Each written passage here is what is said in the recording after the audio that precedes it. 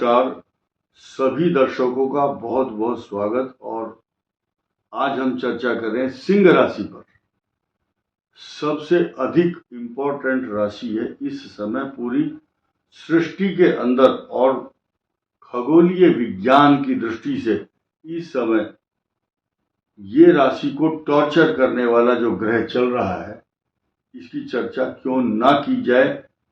सवाल ये है कि कुछ लोगों को ये बात समझनी होगी कि ये मघा नक्षत्र, पूर्व फाल्गुनी और उत्तरा फाल्गुनी नक्षत्र के एक चरण में जिनका जन्म हुआ है, उनके लिए ये वीडियो बड़ा इंपॉर्टेंट होने वाला है। क्योंकि ये जो स्थिति है कालसर्प योग की, ये आपको क्या दे रही है। और शनि वक्री है। वक्री शनि दो स्थानों का प्रतिनिधित्व करता है, आपका मैरिज लाइफ, लाइफ पार्टनर के साथ साथ आपके साझेदार, बिजनेसमैन जो आपके साथ पार्टनर होंगे तो, और आपके ऋण, रोग, शत्रु, लोन, कर्ज, और आपके पीछे लगे हुए बहुत सारे रगड़े, झगड़े और लफड़ों का प्रतीक बना हुआ है। अष्टम भाव में बैठा हुआ शनि ढैया का प्रतीक भी बना हुआ है।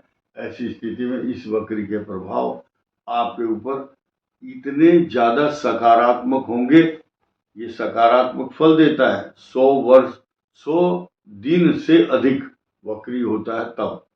अब ये 100 दिन से अधिक वक्री है, लेकिन मंगल यहां पर इस दृष्टि को अगर ना डाले, अष्टम भाव ये मारक दृष्टि है सिंह राशि के ऊपर, तो इन समीकरण को बदलना बहुत मुश्किल है।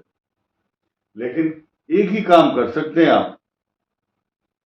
किसी व्यक्ति ने पूछा अपने गुरु से, सदगुरु था, कि इस संसार में बहुत बुराई है, कांटे बिछे हुए हैं, कंकड़ पत्थर, बड़ी कठिनाई है। यानी कि इस संसार की जो कठिनाइयां हैं वो आप ये समझिए सड़क पर कांटे बिछे हुए हैं।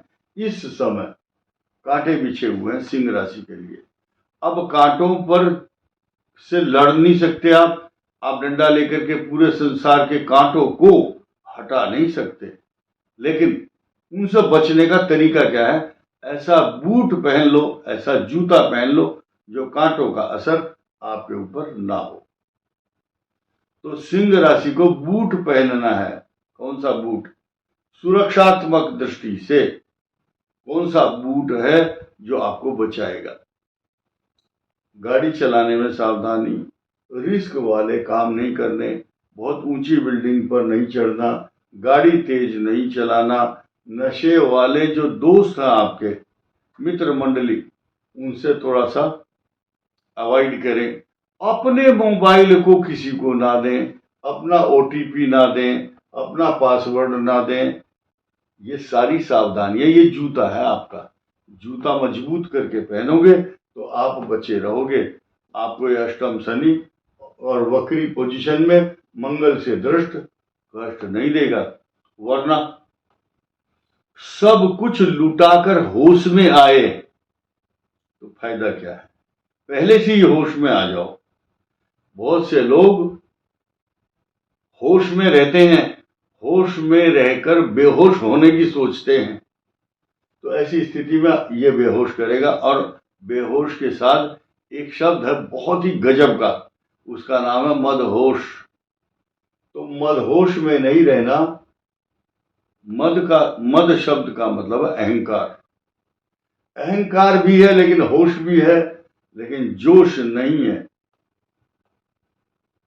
ये जो भाव है, जब ढैया चलती है तो ये भाव का स्वामी, इस भाव का स्वामी, इस भाव का स्वामी, ये दो भाव इफेक्टेड होते हैं। क्योंकि इन दोनों भावों का स्वामी ही जब टॉर्चर है अष्टम भाव में। अष्टम भाव समझ लो पाताल लोक है, समुद्र है, समुद्र की यात्रा है, गंभीर चिंतन है, अचानक आने वाली आपदा है, अचानक आने वाला रिस्क है, और आपको गंभीर चिंतन और रिसर्च, इस बात की रिसर्च में डाल देता है मनुष्य को कि मेरा क्या होगा, मैं कहाँ जाऊं, फियर, डर अंदर से, इनसिक्योरिटी, इनसिक्योर्ड फीलिंग कि कुछ नुकसान ना हो जाए, अनिश्चितताओं का दौर, और ये धधकती हुई आग आपके मन और शरीर और आपके चिंतन, मनन और चेष्टाओं को एकाग्रचित्त नहीं करने दे रही है, यानी कि कंसंट्रेशन नहीं बनती है। और ये खास तौर से जो राशि है, इस राशि का जो लॉर्ड है, अभी तो चलो मान लो 15-14 जुलाई तक आपको हर प्रकार के सुख सुविधाएं, ज्ञान तथा बचाव के साधन, आपके पास एक प्रोटेक्शन है, और ये प्रोटेक्शन ये है 11th हाउस। और इन दोनों को एक ड्यूटी सौंपी गई है भगवान ने कि ये दोनों ग्रह इस भाव को, आपकी बुद्धि यानी कि आपका जो मन है, ड्राइवर है, आपकी सोचने की क्षमता है, दूरदर्शिता, अच्छी प्लानिंग, ये करवा रहे हैं आपसे। अगर कोई बच रहा है सिंह राशि और सिंह लगन का जातक, तो समझ लो वो बृहस्पति को जच रहा है। बृहस्पति को जो जचता है वो बच जाता है। रीजन क्या है कि इस भाव को इसका स्वामी देख रहा है, और इस भाव का स्वामी लगन का, सिंह राशि का लॉर्ड, ये बृहस्पति के साथ है। यानी कि एक शब्द आपने सुना होगा, कलयुग केवल नाम अधारा, सुमर सुमर नर उतरे ही पारा। ऐसी स्थिति में महाभारत हो, चाहे त्रेता युग का युद्ध हो, चाहे वर्ल्ड वार हो, जिस जिस व्यक्ति को भगवान की कृपा का सहारा मिल जाता है, उसका कोई कुछ नहीं बिगाड़ सकता। चाहे कितने ही मंगल, शनि, राहु, केतु, कितनी उल्का पिंड उसके ऊपर बरस जाए, कितनी मिसाइलों की बारिश हो जाए, उसको कोई हिला नहीं सकता। क्योंकि फिलहाल एक सुरक्षात्मक दृष्टि से देखा जाए तो ये दोनों ग्रह आपको पल्लवित और पुष्पित करते हैं, क्योंकि आपकी बुद्धि सही है। बड़े बड़े राजाओं की कहानी है शास्त्रों में, तो वो बड़े बड़े संकट आए, कई मतलब बड़े बड़े संकट आने के बाद उनको राजा नल और दमयंती की कहानी आपने सुनी होगी, बड़ी कष्ट और बड़ी दर्दनाक है, मैं नहीं सुना सकता। लेकिन नल और दमयंती के पास कुछ भी नहीं था, वस्त्र भी नहीं बचे, लेकिन भगवान का नाम, भगवान का सहारा, उनका आसरा, उनकी कृपा, तो वो पोजीशन उनकी ऐसी थी जैसी इस समय सिंह राशि की है।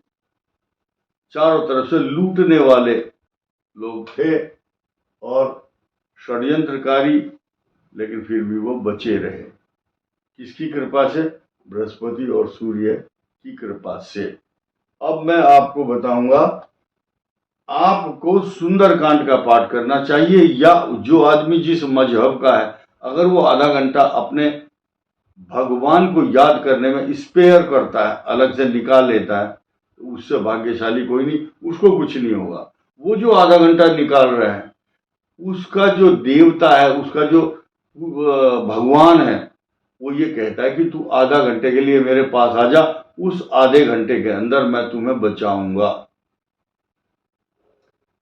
अहमदाबाद वाली फ्लाइट में एक बच्ची, भूमि चौहान नाम था, वो भगवान ने उसको लेट कर दिया और वो जा नहीं पाई फ्लाइट में। तो इस प्रकार की बुद्धि